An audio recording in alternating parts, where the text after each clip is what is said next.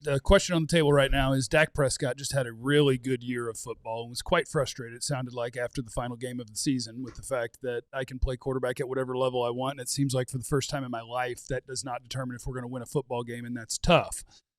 But how long can he continue this level? Is this the last 2 years of our Dak window where we need to push all the chips in, or do we believe that he can go further? And I think that is the crystal ball question. And how I look at things from a talent perspective, I think Dak is at a mentally within this offense. When you get to be a starter for 10 years in this league, just by sheer existence, you understand the evolution of what a defense is. What coverages look like. A lot of guys.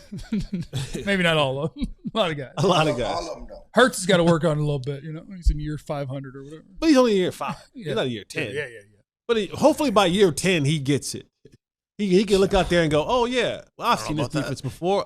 I've seen this coverage before, right? And the older you get in this thing, but I look at it from a talent perspective of when does the hourglass of talent begin to dissipate? Dissipate? No, you got it right the second time. Dissipate. Yeah. Is because let's just say, right, and I know that you don't live by this, but Dak was a 4th-round pick. Mm-hmm.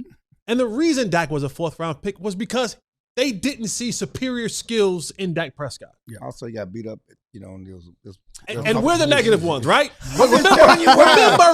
Remember the man that called us negative. No, right? There's the facts from the draft. He was not a 4th-round pick. Over 17 highway lanes. Go after Dak. To throw a grenade at Dak. I'm telling you why he would. That's part of the reason why he fell in the draft. He would tell you that. That didn't make him fall. Okay, I'm just telling you, he will tell you that. That didn't make him fall. I'm just want y'all to understand and be clear. You don't think he's talented. Who the messy person? Who the you don't think he's negative talented. person I'm is? messy.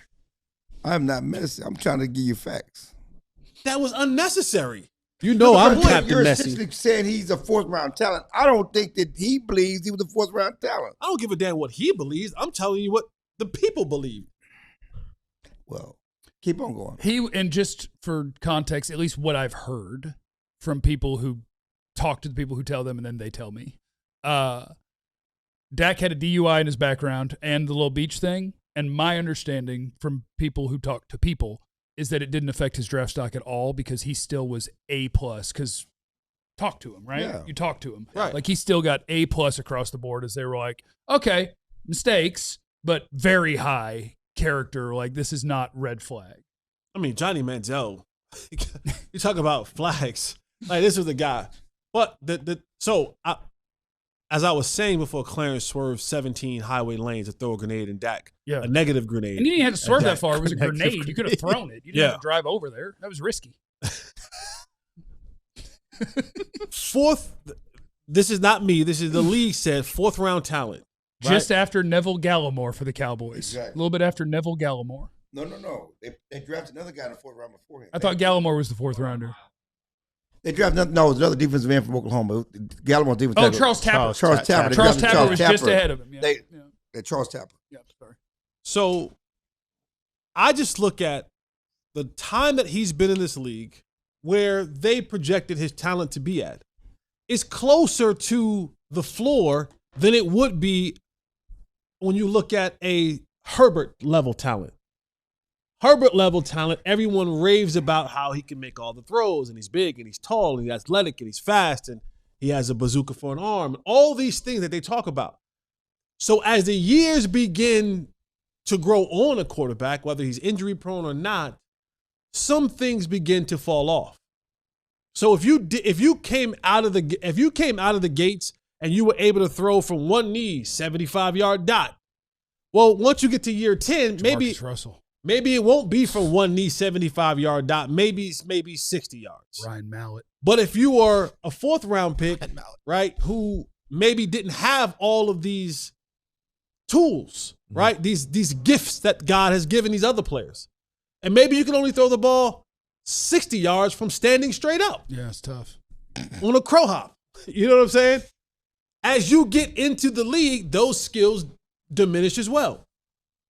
So my question was, I look at it and I go, all right, how many more years of this level of Dak do we have left? Like, we've already seen him have a runner-up MVP year. We would even say this year is a rival year to that year.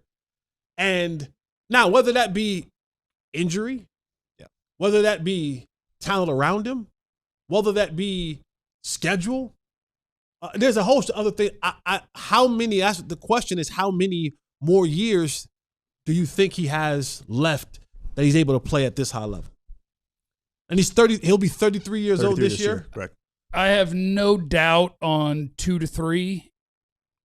And then the reason that I would think he would decline is just history. Like, sure, it happens that guys play into their 40s, and now it seems like maybe it's going to become more common. I don't know.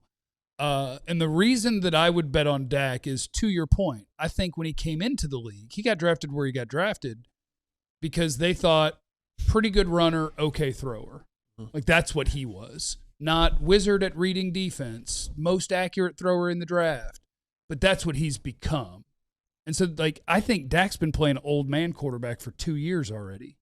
Like, I think ever since his leg was hanging out of his foot, like, he's already become old man quarterback.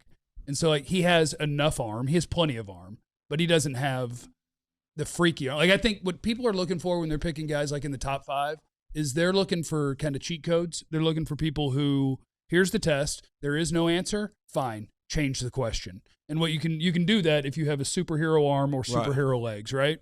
And he doesn't have either of those things. But I think operating the way that he operates, Dak plays old man football. And so I think unless you lose the arm or his mobility goes all the way down to like Jared Goff style, I think he can play the way that he's playing for a while. Yeah, I think. Yeah, I agree with you. And I think that inherent in Messi Jesse's question is he's always questioned Dak's talent. A little bit of hating going on, you think? It's always inherent in the question. I was asking if he thinks. I wasn't saying you were hating. You're a little hating? You think? You think he's hating? You know, it's inherent. Because the idea that he was a 4th-round pick, he's no longer a 4th-round pick. He's a franchise quarterback. Yeah. He's one of the top 10 quarterbacks in the league. Yeah. So we're not going to hold draft evaluations on him 10 years into the league. We're going to call him what he is and where he is. I have my new rule. My new rule is a 2-year rule. After 2 years, I don't care where you were picked. You are what you are. Yeah, you are what you are. And he's one of the best quarterbacks in the league. And if you talk to the quarterbacks, the Tom Brady, the Peyton Mannings, they like how Dak cerebrally plays the game. They like what he does. What he does at the line of scrimmage is more than a lot of these quarterbacks that have the athleticism, that are faster and have better arms. The things they ask him to do at the line of scrimmage. One reason why Phillip Rivers was able to come back and play capable quarterbacking for the Colts is because there are not a lot of quarterbacks that can do those things. If Dak gets to Phillip Rivers' arm, over. Yeah, but he's not there yet. But what he does cerebrally at the line of scrimmage, what he does getting people in plays, reading defenses, that stuff can carry him 3-4 years for sure. If we're trying to put a timeline on it, I think that's the question. Was ultimately how much longer can he play? Because he can't get any slower, right? No, he ain't getting nothing about him showed this past season he's slowing down. So we know going to next year, we expect Dak to be great.